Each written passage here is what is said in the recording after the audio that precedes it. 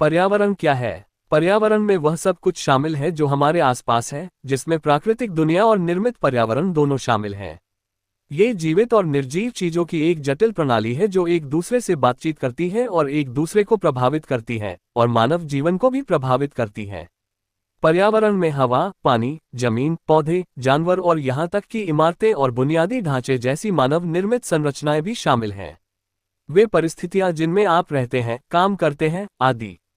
प्राकृतिक दुनिया, उदाहरण के लिए भूमि, वायु और जल, जिसमें लोग, जानवर और पौधे रहते हैं।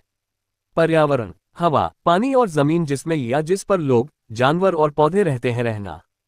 पर्यावरण का संरक्षण, सुरक्षा व पुनर्चक्रण, परहेज करके पर्यावरण को संरक्षित करने के लिए जो कुछ भी कर सकता है, करने की कोशिश करता है। प्लास्टिक फोम उत्पादों और संरक्षण। पानी, पर्यावरण के प्रति चिंता सुर्खियों में पर्यावरण और वैश्विक चिंता का बोलबाला है। वार्मिंग, पर्यावरण को नुकसान पहुंचाना, नष्ट करना, नुकसान पहुंचाना। नवीकरणीय ऊर्जा अक्सर पारंपरिक ऊर्जा से अधिक महंगी होती है। शक्ति, जीवाश्म द्वारा उत्पन्न ईंधन जो पर्यावरण को नुकसान पहुंचाते हैं। पर्यावरण को साफ करना, सुधारना। पर्यावरण के लिए जोखिम, खतरा। दुनिया भर की सरकारों द्वारा कार्बन उत्सर्जन को कम करने के एक तरीके के रूप में बायोडीजल के उपयोग को प्रोत्साहित किया जा रहा है। उत्सर्जन जो पर्यावरण के लिए हानिकारक है। पर्यावरण संरक्षण या पर्यावरण संरक्षण प्राकृतिक पर्यावरण की रक्षा, प्रदूषण को रोकने और पारिस्थितिक संतुलन बनाए रखने के लिए उपाय करने को संदर्भित करता है। एक व्यक्तियों, वकालत समूहों और सरकारों द्वारा कार्रवाई की जा सकती है। उद्देश्यों में मौजूदा प्राकृतिक पर्यावरण और प्राकृतिक संसाधनों का संरक्षण और, जब संभव हो, क्षति की मरम्मत और हानिकारक प्रवृत्तियों को उलटना शामिल है। 2. अत्यधिक उपभोग, जनसंख्या वृद्धि और प्रौद्योगिकी के दबाव के कारण जैवभौतिक पर्यावरण का ह्रास हो रहा है, कभी कभी स्थायी रूप से। इसे मान्यता मिल गई है और सरकारों ने पर्यावरण क्षरण का कारण बनने वाली गतिविधियों पर प्रतिबंध लगाना शुरू कर दिया है। 1960 के दशक से पर्यावरण आंदोलनों ने कई पर्यावरणीय समस्याओं के बारे में अधिक जागरूकता पैदा की है। मानवीय गतिविधियों के पर्यावरणीय प्रभाव की सीमा पर असहमति है, इसलिए सुरक्षा उपायों पर कभी कभी बहस होती है। जलवायु किसी दिए गए क्षेत्र में लंबी अवधि में तापमान, आर्द्रता, वायुमंडलीय दबाव, हवा, वर्षा, वायुमंडलीय कण गणना और अन्य मौसम संबंधी तत्वों के आंकड़ों को देखती है। 23. दूसरी ओर, मौसम 2 सप्ताह तक की अवधि में इन्हीं तत्वों की वर्तमान स्थिति है। 23. जलवायु को विभिन्न चरों की औसत और विशिष्ट श्रेणियों के अनुसार वर्गीकृत किया जा सकता है, सबसे आमतौर पर तापमान और वर्षा। सबसे आमतौर पर इस्तेमाल की जाने वाली वर्गीकरण योजना वह है जिसे मूल रूप से व्लादिमीर द्वारा विकसित किया गया था। कोपेन 1948 से उपयोग में लाई जा रही थॉर्नथवेट प्रणाली 24 पशु प्रजातियों की विविधता और जलवायु परिवर्तनों के संभावित प्रभावों का अध्ययन करने के लिए वाष्पोत्सर्जन के साथ साथ तापमान और वर्षा की जानकारी का उपयोग करती है।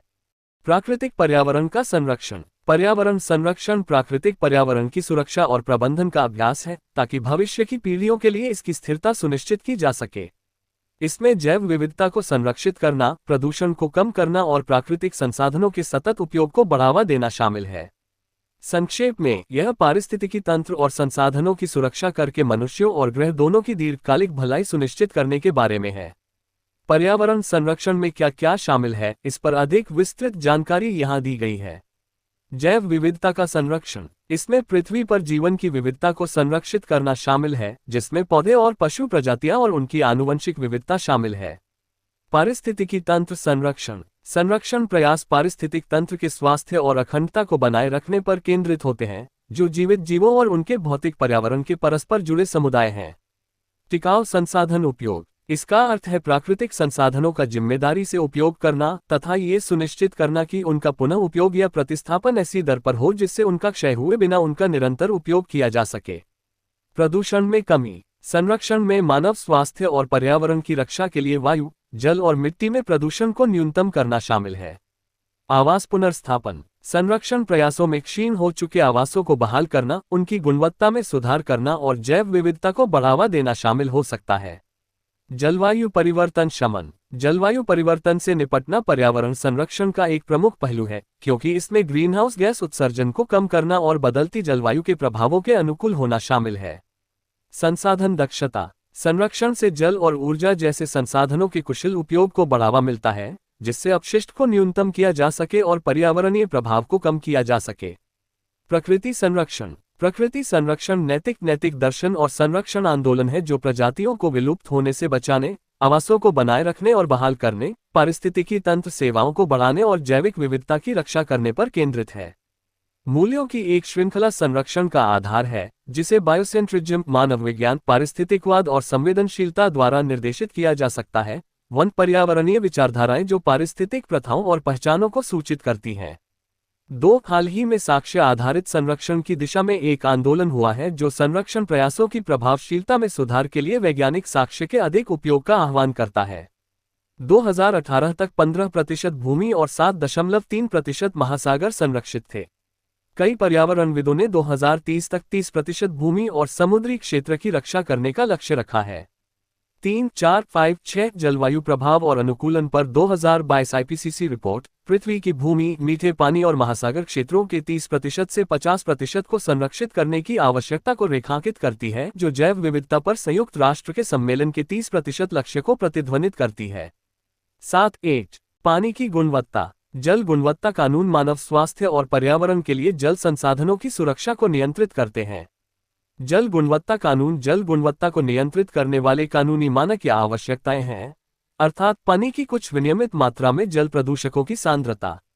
ऐसे मानकों को आमतौर पर एक विशिष्ट जल प्रदूषक, चाहे रासायनिक, भौतिक, जैविक या रेडियोलॉजिकल के स्तर के रूप में व्यक्त किया जाता है, जिन्हें पानी की मात्रा में स्वीकार्य माना जाता है और आमतौर पर पानी के इच्छित उपयोग के सापेक्ष डिजाइन किए जाते हैं, चाहे मानव उपभोग, औद्योगिक या घरेलू उपयोग, मनोरंजन या जलीय आवास के रूप में।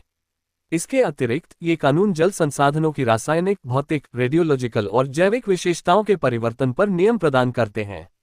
विनियामक प्रयासों में जल प्रदूषकों की पहचान और वर्गीकरण, जल संसाधनों में स्वीकार्य प्रदूषक सांद्रता निर्धारित करना और अपशिष्ट स्रोतों से प्रदूषक निर्वहन को सीमित करना शामिल हो सकता है। विनियामक क्षेत्रों में सीवेज उपचार और निपटान, औद्योगिक और कृषि अपशिष्ट जल प्रबंधन और निर्माण स्थलों और शहरी वातावरण से सतही अपवाह का नियंत्रण शामिल है। जल गुणवत्ता कानून जल मानकों, निगरानी, आवश्यक निरीक्षण और परमिट और प्रवर्तन में विनियमन के लिए आधार प्रदान करते हैं। इन कानूनों को वर्तमान जरूरतों और प्राथमिकताओं को पूरा करने के लिए संशोधित किया जा सकता है। प्राकृतिक पर्यावरण या प्राकृतिक दुनिया में सभी जैविक और अजैविक चीजें शामिल हैं जो स्वाभाविक रूप से होती हैं, यानी इस मामले में कृत्रिम नहीं। ये शब्द अक्सर पृथ्वी या पृथ्वी के कुछ हिस्सों पर लागू होता है। ये पर्यावरण सभी जीवित प्रजातियों, जलवायु, मौसम और प्राकृतिक संसाधनों की परस्पर क्रिया को शामिल करता है जो मानव अस्तित्व और आर्थिक गतिविधि को प्रभावित करते हैं। एक प्राकृतिक पर्यावरण की अवधारणा को घटकों के रूप में पहचाना जा सकता है। संपूर्ण पारिस्थितिक इकाइयां जो बड़े पैमाने पर सभ्य मानव हस्तक्षेप के बिना प्राकृतिक प्रणालियों के रूप में कार्य करती हैं, जिनमें सभी वनस्पतियां, सूक्ष्मजीव, मिट्टी, चट्टानें, पठार, पर्वत, वायुमंडल और प्राकृतिक घटनाएं शामिल हैं जो उनकी सीमाओं और उनकी प्रकृति के भीतर होती हैं। सार्वभौमिक प्राकृतिक संसाधन और भौतिक घटनाएं जिनमें स्पष्ट सीमाएं नहीं होती, जैसे वायु, जल और जलवायु, साथ ही ऊर्जा, विकिरण, विद्युत आवेश और चुंबकत्व, जो सभ्य मानवीय क्रियाओं से उत्पन्न नहीं होते। प्राकृतिक पर्यावरण के विपरीत निर्मित पर्यावरण है। निर्मित पर्यावरण वे हैं जहां मनुष्यों ने शहरी सेटिंग और कृषि भूमि रूपांतरण जैसे परिदृश्यों को मौलिक रूप से बदल दिया है। प्राकृतिक पर्यावरण को एक सरलीकृत मानव पर्यावरण में बदल दिया गया है। यहाँ तक कि जो कार्य कम चरम लगते हैं, जैसे कि रेगिस्तान में मिट्टी की झोपड़ी या फोटोवोल्टिक प्रणाली का निर्माण, संशोधित पर्यावरण एक कृत्रिम बन जाता है। हालांकि कई जानवर अपने लिए बेहतर वातावरण प्रदान करने के लिए चीजें बनाते हैं, वे इंसान नहीं हैं, इसलिए बीवा बांध और टीले बनाने वाले दीमक के कामों को प्राकृतिक माना जाता है। लोग पृथ्वी पर बिल्कुल प्राकृतिक वातावरण नहीं पा सकते हैं। प्राकृतिकता आमतौर पर एक निरंतरता में भिन्न होती है, एक चरम में 100% प्राकृतिक से लेकर दूसरे में 0% प्राकृतिक तक। एंथ्रोपोसीन में मानवता के बड़े पैमाने पर पर्यावरणीय परिवर्तनों ने मौलिक रूप से सभी प्राकृतिक वातावरणों को प्रभावित किया है, जिनमें शामिल हैं जलवायु परिवर्तन, जैव विविधता हानि और हवा और पानी में प्लास्टिक और अन्य रसायनों से प्रदूषण। अधिक सटीक रूप से हम एक पर्यावरण के विभिन्न पहलुओं या घटकों पर विचार कर सकते हैं और देख सकते हैं कि उनकी प्राकृतिकता की डिग्री एक समान नहीं है। यदि उदाहरण के लिए एक कृषि क्षेत्र में खनिज संरचना और इसकी मिट्टी की संरचना एक अछूते जंगल की मिट्टी के समान है, लेकिन संरचना काफी अलग है।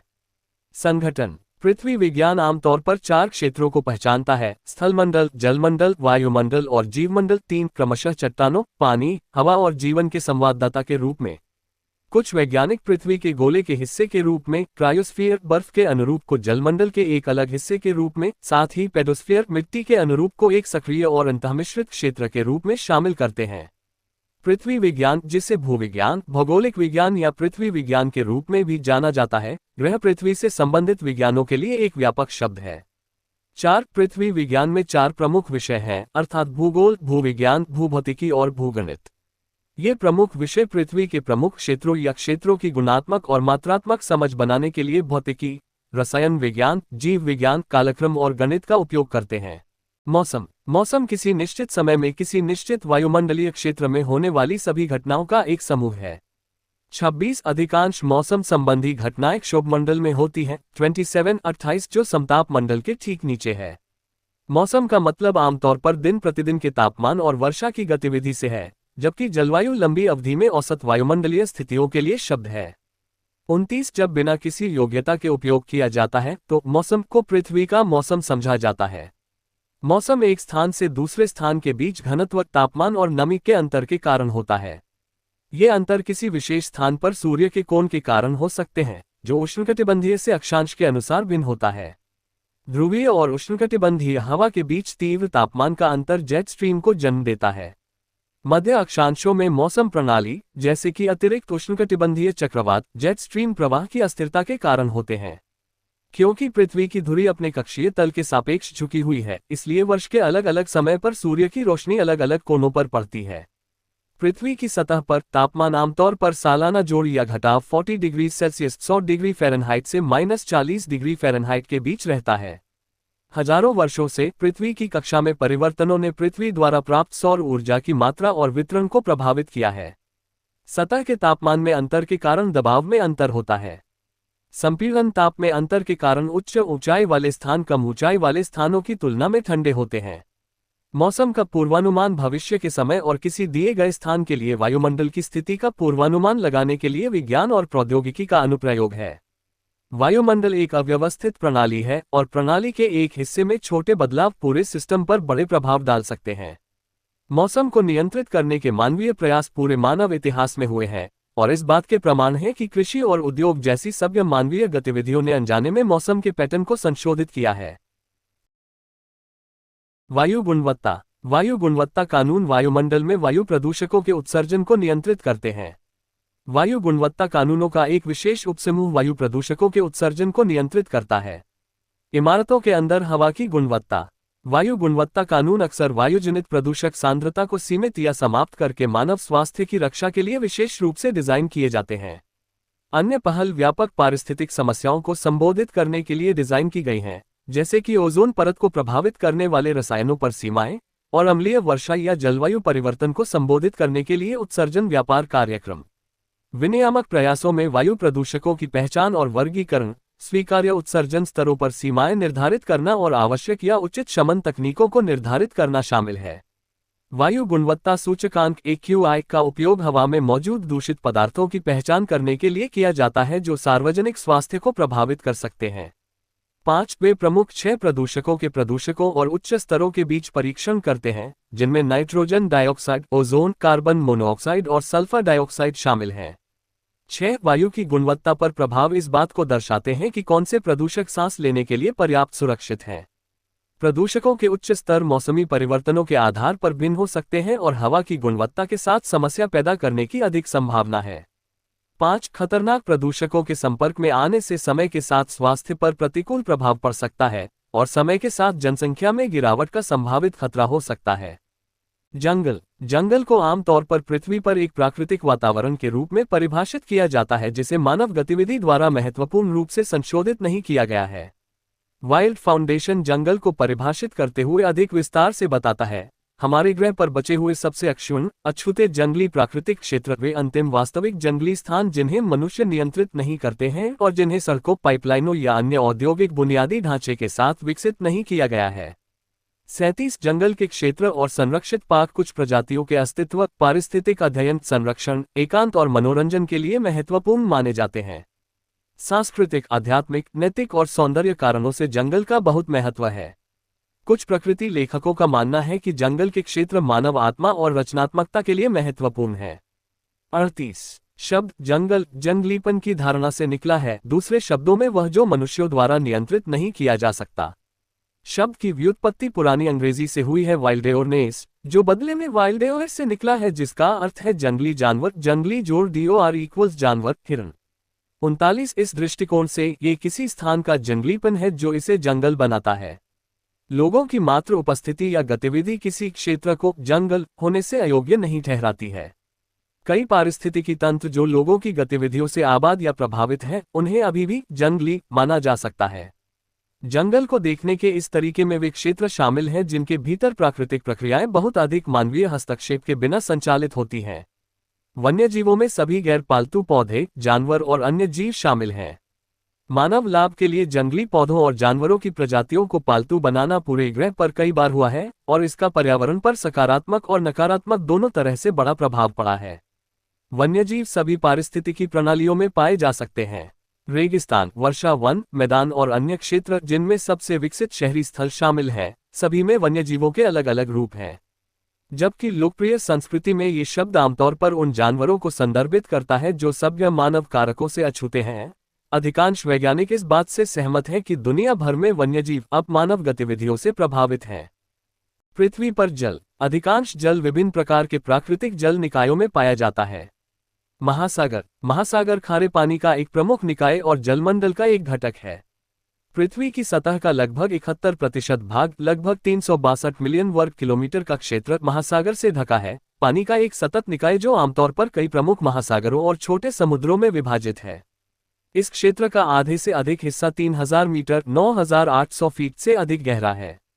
औसत महासागरीय लवणता लगभग 35 भाग प्रति हजार ppt 3.5% है और लगभग सभी समुद्री जल में 30 से 38 ppt की सीमा में लवणता होती है।